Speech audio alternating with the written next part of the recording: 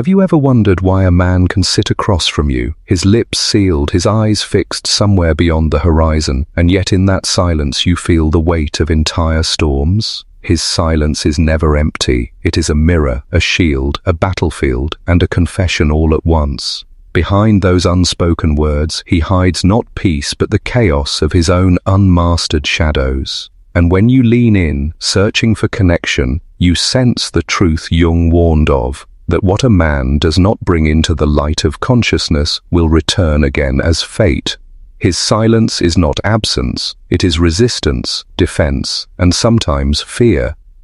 Silence is often mistaken for strength, but more often it is the mask of an unexamined ego. A man grows up in a world that teaches him to armor his emotions, to strangle vulnerability, to worship control. So his silence becomes a fortress. He withholds, not because there is nothing to say, but because every word would reveal the cracks in his soul he cannot bear for you to see. He is terrified that if you glimpse his weakness, his unresolved wounds, you might see him as small, unworthy, incomplete. So he covers the wound with silence, hoping that stillness might conceal what screams within him. But silence is not stillness. It is pressure. The repressed unconscious builds behind closed lips like water against a dam, and you, as the woman who feels with instinct sharper than reason, sense it. His silence becomes a presence, a ghost in the room, an echo that speaks louder than sound. You ask yourself, is he strong or is he merely afraid? Is he disciplined or is he a prisoner of his own shadows? When a man falls silent, he reveals more than he hides. Jung knew this. The unconscious bleeds through in gestures, in pauses, in the refusal to speak. Silence betrays the hidden struggle between his persona, the face he shows the world, and his shadow, the vast archive of his denied emotions and impulses. You can see it in his clenched jaw, in the restless tapping of his fingers, in the way his eyes avert when you search for truth. He may think he is hiding, but he is only exposing himself in a different language. And yet, how often do women misunderstand this silence? How often do you interpret it as indifference, when in fact it is fear? How often do you chase into the void, offering your words, your explanations, your overcompensations, while he tightens further into retreat? His silence triggers the ancient wound within you as well, the fear of being unseen, unheard, unloved.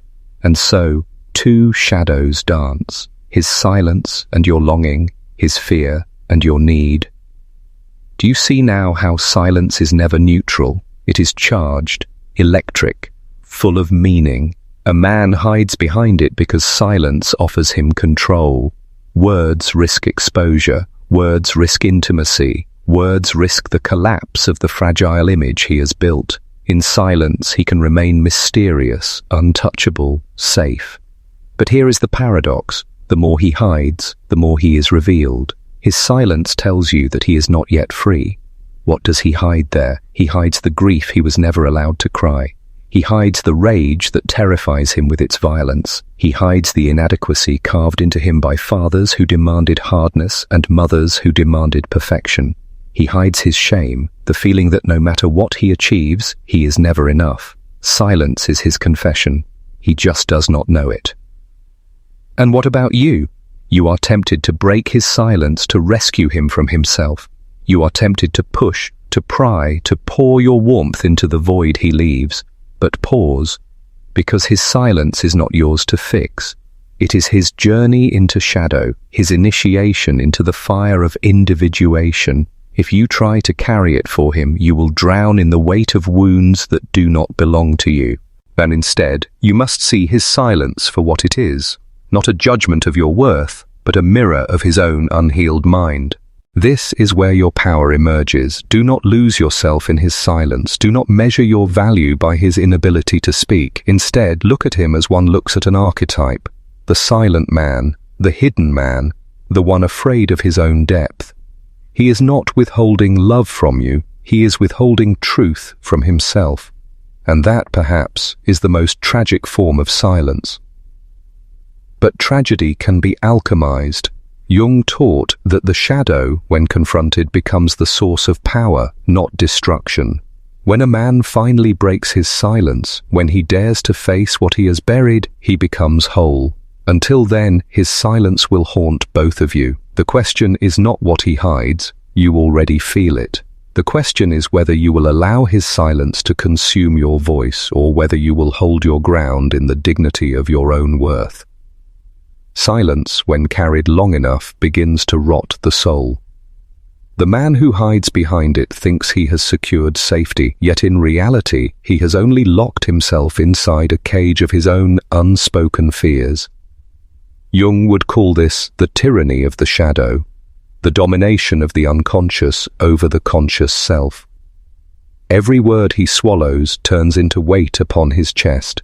Every unexpressed truth grows roots in his psyche, binding him to an image of control that is nothing but illusion. He walks among others with a composed face, but beneath it he drowns in currents he dares not name. And you, standing across from him, sense this drowning even as he pretends to float. The feminine instinct feels what logic cannot explain. You feel the tension in his silence, the distance it builds, the fortress it raises around him. You recognize that his silence is not serenity but exile. He has exiled himself from intimacy, from vulnerability, from the very connection he craves. This is the paradox of the masculine wound. He desires closeness, yet fears the exposure it requires, so he chooses silence. And in doing so, he chooses loneliness. Do you see how his silence becomes projection? He begins to cast upon you the very shadows he cannot accept in himself. He accuses you of being too demanding, too emotional, too unstable, but these are not truly yours. They are his suppressed emotions, his unclaimed chaos projected outward so he does not have to face them inward. Jung named this the dark art of projection. The unconscious seeking escape through blame, and when you do not recognize it, you carry what is not yours, mistaking his silence for a verdict against you. But here is the truth that liberates. His silence is not your enemy, it is his. It is his war with himself, his inability to reconcile with the inner child who was silenced long before you arrived. Every boy who was told stop crying, every young man who was mocked for tenderness, every adult male who was taught to equate vulnerability with weakness, all of these ghosts gather behind his silence. You are not fighting him. You are standing in the presence of his unhealed lineage.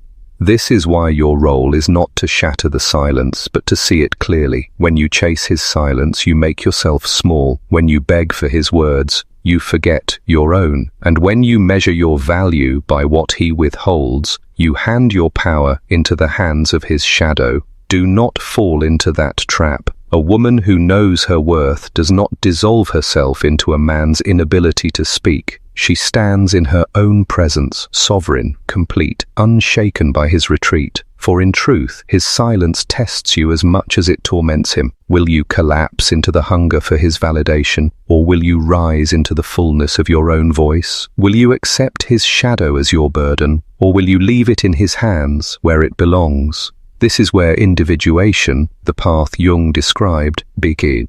Me's not just his task, but yours. You are not here to rescue him from silence. You are here to ensure his silence does not erase you. A man's silence can seduce. It can feel mysterious, powerful, intoxicating. You imagine depth where there is only avoidance. You project wisdom where there is only fear. And in doing so, you feed the illusion he himself clings to. That silence is strength. But true strength is not silence. True strength is the courage to speak one's truth, to confess one's vulnerability, to face one's shadow without shame. The man who hides behind silence is not yet strong, he is merely surviving. The Stoics spoke of mastery over the self, but they never meant repression. Marcus Aurelius wrote of ruling the mind, not denying it. Seneca warned that emotions, when ignored, grow tyrannical, and Epictetus insisted that what enslaves a man is not the world, but his refusal to govern his inner life. The silent man has confused control with suppression. He has mistaken muteness for mastery. and so he suffers in chains he forged himself. And what of you? If you mistake his silence for rejection, you betray yourself. If you chase his silence with desperate words, you weaken your spirit. But if you see through it, if you understand that what he hides is not about you, then you liberate yourself from the spell of his withdrawal. You become the woman who listens not to his silence but to her own soul. You become the one who knows that her worth is not measured by his voice or its absence, but by the wholeness she carries within. So let him hide behind his silence if he must. Let him wrestle with shadows he is not yet ready to face. You do not need to break his walls to stand in your power, for the truth is simple. His silence belongs to him, your voice belongs to you, and when you remember that, you cannot be diminished by what he withholds. The silence of a man becomes most dangerous when it begins to shape the rhythm of a woman's heart. Slowly, she bends her voice to match his void, softening her words, doubting her instincts, shrinking her presence so as not to disturb his fortress. She begins to live inside his absence, orbiting around his unspoken storms, waiting for a crumb of expression, a fragment of truth, a drop of intimacy. And yet, the more she waits, the more she forgets the sound of her own voice. This is the hidden violence of silence. It erodes not with sharp edges but with emptiness. It whispers, "You are too much. You are not enough. You will not be heard." And if you believe that lie, you become an accomplice to your own diminishment. You give your power to the man who cannot speak, because you think his silence holds authority over your worth. But Jung's wisdom pierces here like lightning. What you project outward is what you deny inward. If his silence wounds you so deeply, perhaps it touches the part of you that once was silenced too. How many times, as a girl, were you told to be quiet, to behave, to not disturb? How many times did you learn that your needs were too heavy, your feelings too inconvenient? His silence awakens this buried memory, and suddenly you are not only facing his shadow, but your own. This is why the dynamic is so magnetic, so torturous, so difficult to leave. Two shadows are locked together, each reflecting the other's unspoken history. His silence is the echo of your silencing. His withdrawal mirrors your childhood wound of abandonment. Together, the two of you play out a dance scripted by the unconscious. And yet, within this dance lies the possibility of awakening. The silence that wounds can also become the silence that teaches, for it shows you where you have surrendered too much of yourself. It reveals the fault line in your own self-worth, the place where you still seek validation outside of you, where you still wait for another's permission to feel whole. His silence, painful as it is, becomes the mirror that says, "It is time to return to yourself." Understand this. A man who hides behind silence is not your authority. He is not the keeper of your value. He is not the judge of your beauty, your intelligence, your worthiness of love. He is simply a man at war with his shadow, unable yet to confront what Jung called the night sea journey, the descent into the unconscious where one must face the monsters of fear, shame, and grief. If he has chosen not to embark on that journey, that is his fate, but it need not become yours. You are not obligated to bleed for his wounds. You are not bound to wait in the desert of his silence. You are not destined to vanish into the shadows he refuses to face. Your task is different. Your task is to embody what he cannot yet embody. Authenticity, voice, presence, to remain whole while he fragments, to remain visible while he hides, to speak even when he withholds. This is the essence of feminine power, not to break into a man's silence, but to refuse to be broken by it. The woman who understands this becomes untouchable. She listens to his silence, yes, but she listens more deeply to her own soul. She does not waste herself in decoding every gesture, every pause, every withheld word. She knows that his silence reveals his wounds, not her inadequacy. And so she rises above it, neither chasing nor collapsing, but standing sovereign in her own center. And yet, make no mistake, this stance is not coldness. It is not indifference. It is clarity. For when you see clearly, you can love without losing yourself, you can care without rescuing, you can witness his silence without drowning in it. You recognize the archetype of the silent man, and instead of becoming enslaved by it, you honor its lesson and return to your path. This is individuation, the process of becoming whole. You learn to draw power not from his attention, but from your own inner light. There is a strange freedom in this. Yes, when you stop fearing his silence, it loses its hold. When you no longer beg it to break, it no longer controls you. When you refuse to measure yourself by what he withholds, you step into the sacred ground of your own sovereignty. And in that moment, the dynamic shifts. The silent man may remain as he is, or he may be forced to confront his shadows when he realizes that his silence no longer bends you. But either way, you are no longer captive. The truth is that silence, like any shadow, is an invitation. It can imprison you if you surrender to it, or it can awaken you if you learn from it. His silence is not a punishment, not a verdict, not a sentence upon your worth. It is simply a reflection of his own unfinished work. The question is, will you lose yourself in it, or will you use it as the fire that forges your own voice? There is a certain irony in the silence of a man. The very thing he believes protects him is the very thing that betrays him.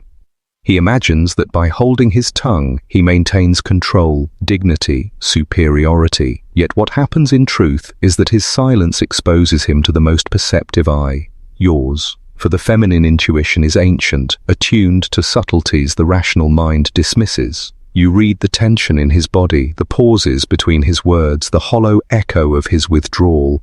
You see the boy who was once told to harden, the man who now fears to be undone. He hides, but you already see.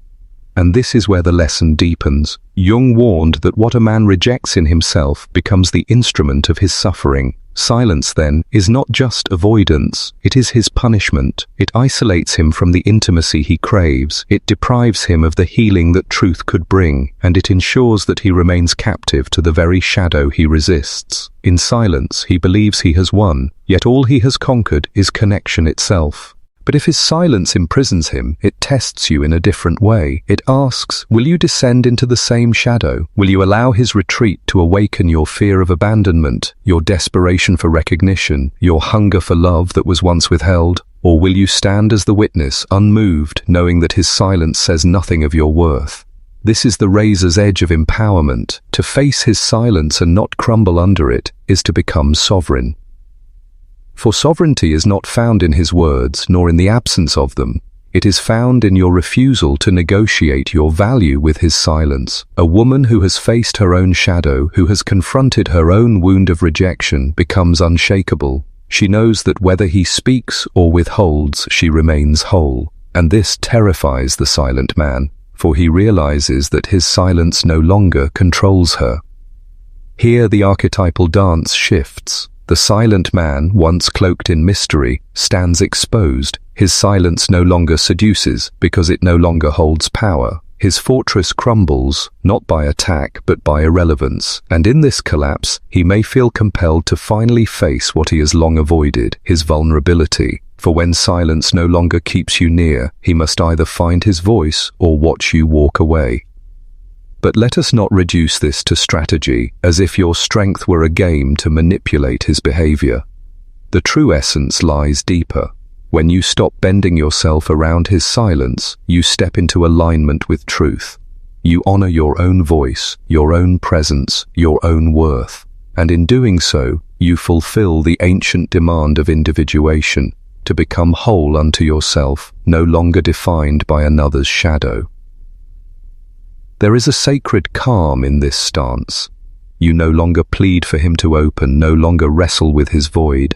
You accept that his silence is his path, not your prison. You recognize that his refusal to speak is not rejection of you, but rejection of himself. And in that recognition, you find freedom. Yet freedom does not mean you become cold or detached from feeling. It means you feel fully without losing yourself. You can ache for his unspoken truths, you can long for his vulnerability, but you do not betray your own soul in pursuit of them. You can care without collapsing, love without losing, witness without drowning. This balance, this sacred discipline, is the mark of a woman who has faced her own shadows and emerged whole. For Jung taught that the feminine holds the power of integration, of uniting the fragments the masculine resists. And yet this power is not servitude. You are not here to heal him at the cost of yourself. You are here to embody wholeness so that he may see what it looks like should he ever choose to rise. But whether he chooses or not, your path remains yours. Remember this: silence is not strength. Silence is not depth. Silence is not love. Silence is merely silence, empty until one fills it with meaning. If he cannot break it, let him live within it. If he cannot face himself, let him remain his own stranger. You are not bound to wait. You are not bound to bend. You are not bound to vanish into his shadows. For the woman who recognizes her worth understands that no silence can erase her. She knows that her presence is not diminished by what another withholds. She is the voice that does not tremble, the light that does not flicker, the truth that does not beg. And when she stands in this power, the silent man is faced with his greatest fear, that his silence no longer commands, no longer defines, no longer controls. And in that moment, the power returns to where it always belonged, within you. There comes a point when his silence is no longer about him, but about what it awakens in you. For silence, though it begins in another, becomes a mirror. You are forced to see yourself, the parts that crave validation, the wounds that hunger for reassurance, the insecurities that whisper that love can be lost if you are not careful enough. His silence becomes the stage upon which your shadow steps forward, demanding to be seen. And here lies the great turning point. Will you let the silence swallow you, or will you use it to meet yourself more deeply? Jung spoke often of the shadow not as an enemy, but as a teacher. The things you most fear, the feelings you most avoid, the truths you most resist, these are the gateways to wholeness. A man's silence is a perfect catalyst for this confrontation. It forces you into the raw territory of your own self-worth. You begin to realize that what hurts most is not his withholding, but the way you interpret it. You take his silence to mean rejection. You take it to mean you are not enough. But the silence itself is neutral. It is your shadow that assigns it meaning. And here is the liberating truth. When you can see his silence without attaching your worth to it, you free yourself from its power. You can look at him, still, closed, unreachable, and say, "This is yours, not mine." In that moment, you step out of the archetype of the pleading woman, the one who waits, who shrinks, who doubts. You step into the archetype of the sovereign woman, the one who witnesses but does not collapse, who feels but does not beg, who remains whole in the presence of absence. This is not easy. Your body may still ache, your heart may still long, your mind may still spin with questions, but sovereignty is not the absence of feeling. It is the discipline of not being ruled by it. Stoic wisdom speaks here with clarity. Marcus Aurelius reminded himself daily, "You have power over your mind, not outside events. Realize this and you will find strength." His silence is an outside event. It is not yours to control, not yours to carry, not yours to fix. What you control is your response. And when your response is grounded in self-worth, his silence cannot shake you. Imagine this shift. No longer do you interpret his retreat as evidence of your inadequacy. No longer do you twist yourself into silence alongside him, hoping to be acceptable. Instead, you stand in your voice, even if he cannot meet you there. You speak your truth, not to pull words from him, but because your truth deserves to be spoken. You honor your needs, not because you expect him to fulfill them, but because they are worthy of honor regardless. This is individuation, to become whole unto yourself, no longer begging for completion in another.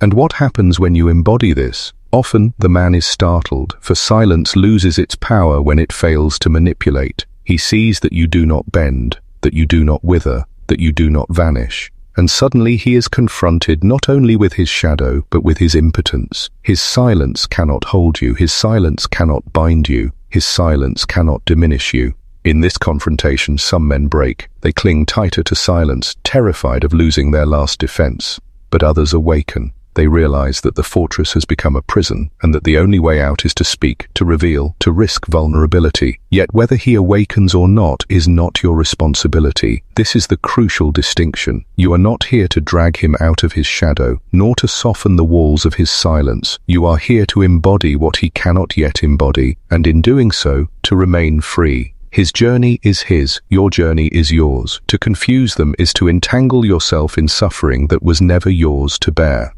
So when you stand before the silent man, see him clearly. See the boy who was silenced, the man who is afraid, the human being trapped in his own shadow. Feel compassion perhaps, but do not confuse compassion with sacrifice. You can understand his silence without absorbing it. You can witness his wounds without bleeding for them. You can even love him without losing yourself. For the woman who knows her worth understands the deepest truth. Silence only holds power when you hand it power. Take it back. Let his silence remain his. Let your voice remain yours. And in this separation, you will find not only freedom, but peace. The woman who knows her worth doesn't chase. She chooses.